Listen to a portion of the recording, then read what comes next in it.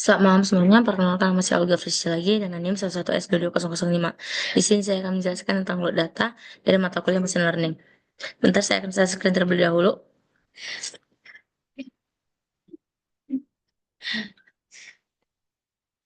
Sorry ada nyamuk. Oke, di sini saya sudah buat import library, di mana kali ini saya mulai dengan import library yang penting yang akan digunakan dalam analisis data dan pembuatan modelnya. NumPy diimport sebagai NP, import NumPy SMP untuk operasi numerik yang efisien. Lalu ada Pandas, ini untuk memanipulasi dan menganalisis data tabular. Lalu ada Matplotlib sebagai visualisasi data.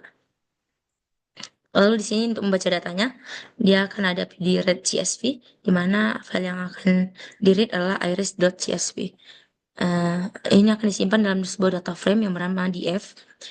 Untuk data frame ini kemudian ditampilkan menggunakan df head untuk melihat 5 baris pertama dari data. Inilah hasilnya.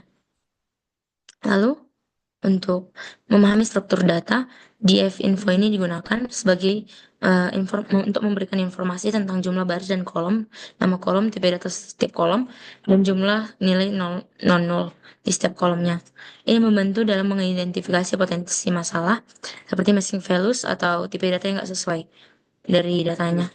Lalu yang keempat ada PD unik, di mana dia spesies ini digunakan untuk menghasilkan array yang berisi semua nilai yang unik yang ada pada kode kolom spesies. Yang dalam kasus ini adalah nama-nama spesies bunga iris. Lalu di sini ada label encoding atau encoder, di mana karena model machine learning umumnya kan bekerja dengan data yang numerik, sehingga kolom spesies itu berisi data yang kategorikal kan, dan perlu diubah menjadi numerik. Nah, label encoder ini dari scalar processing, dia digunakan untuk melakukan setiap spesies unik dipetakan dalam sebuah angka, misalnya 0, 1, 2, dan seterusnya. Lalu di sini ada label encoder, di mana ini kita fit ke dalam kolom spesies yang kita dapat melihat hasil dari pemetaannya dengan menggunakan dict zip label encoder. Ini untuk mencetak sebuah dictionary atau kamus yang menunjukkan spesies nama spesies mana yang diwakili oleh angka beberapa. Lalu di sini ada kolom spesies dan data frame atau DF, kemudian diubah itu menggunakan label encoder fit transform di spesies. Ini untuk menggantikan nama-nama spesies dengan angka-angka yang telah diencode sebelumnya. Lalu menampilkan data setelah encoding, maka dia akan muncul hasil eksekusinya dari 1 sampai 5, 0 sampai 4 atau ID-nya 1 sampai 5. Lalu kita pisahkan datanya itu menjadi training dan testing, di mana ada train test split dari Escalon Model Selection. Data training itu digunakan untuk melatih model, sedangkan data testing digunakan untuk mengevaluasi kinerja model pada data yang belum pernah dilihat sebelumnya. Sebenarnya ada di drop X sama dengan 1 in place true karena kolom ini tidak pas untuk pemodelan. Sehingga parameter X sama dengan 1 itu menunjukkan bahwa kita ingin menghapus kolom dan in place-nya itu sama dengan true. Sehingga itu mengubah data frame aslinya.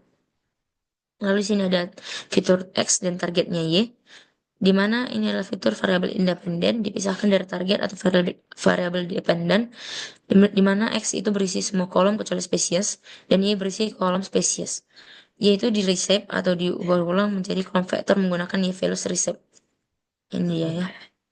Lalu di sini ada memisahkan data training dan testing, di mana train test split itu digunakan untuk membagi X dan Y menjadi data training dan data testing untuk memastikan bahwa pembagian data konsisten di setiap eksekusi.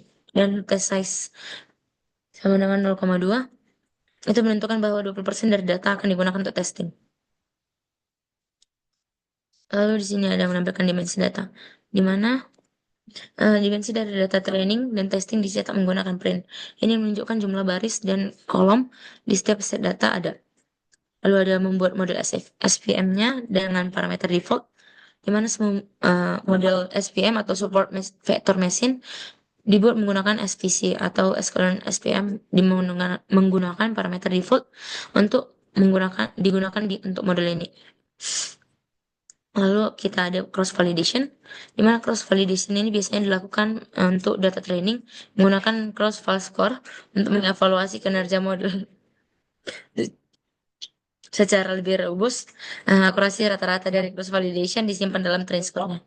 Lalu di sini ada juga model SPM dilatih menggunakan data training dengan memanggil specific extended train.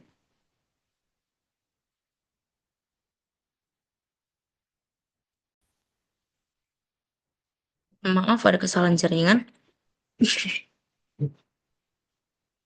Di sini ada untuk mengevaluasi kinerja model pada data testing, di mana kinerja model dievaluasi pada data testing menggunakan SVC score, di mana X underscore test sama dengan lalu ada Y underscore test, di mana X test dan Y yang menggunakan hasil.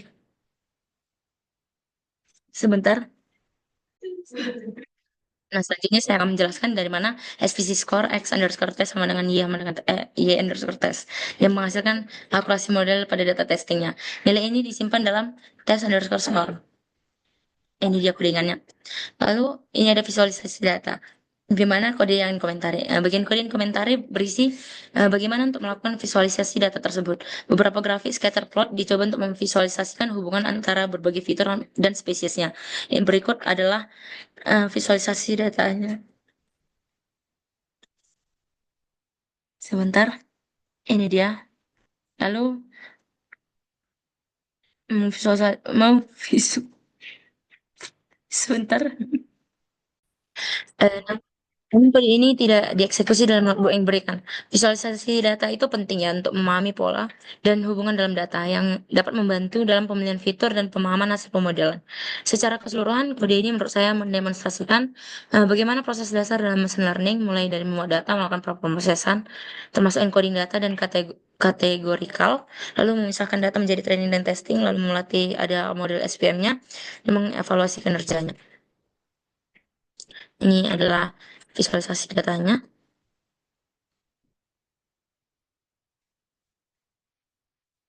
Ini ada sepal width degree sama dengan 1 skornya 0,82. Jika degree sama dengan 3, maka skornya 0,813333333334. Lalu ada degree sama dengan 5, skornya 079333. Lalu selanjutnya ada sedemikian. Lalu jika gamanya 0,01, maka skornya akan 0,76. Jika gamma 0,1, maka skornya adalah 0,82. Ini adalah encodingnya dari tugas yang diberikan. Sekian mungkin presentasi yang bisa saya sampaikan. Jika ada kesalahan kata, banyak kesalahan kata memang yang sudah saya lakukan, saya mohon maaf. Terima kasih.